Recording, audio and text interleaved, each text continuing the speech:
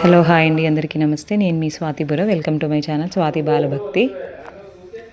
ఈ శ్రీరామనవమి మా ఇంటి దగ్గర అండి కనకదుర్గమ్మ టెంపుల్లో జరిగింది.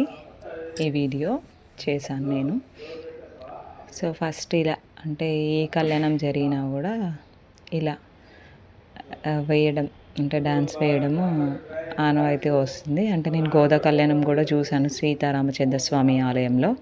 ఇలాగే చేశారండి అక్కడ కూడా, కాకపోతే అక్కడ అయ్యగారులు చేశారు and next newly married couples చేశారు.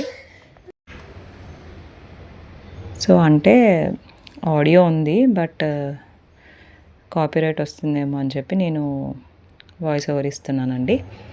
అండ్ నెక్స్ట్ ఈ శ్రీరామనవమికి ఈ ఇయర్ అంటే ఎవ్రీ ఇయర్ చేయరు ఇక్కడ గుళ్ళో, కనకదుర్గమ్మ గుళ్ళో.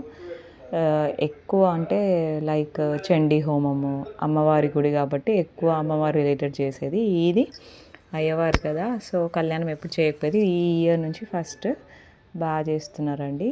టెంపుల్ కూడా బాగా మెల్లిమెల్లిగా డెవలప్ అవుతుంది.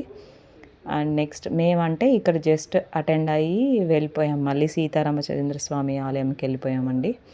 అక్కడ మెయిన్ ఎప్పుడైనా అక్కడే అన్నదానం చేపిస్తాడు అన్నయ్య, సో అక్కడికే వెళ్ళాము.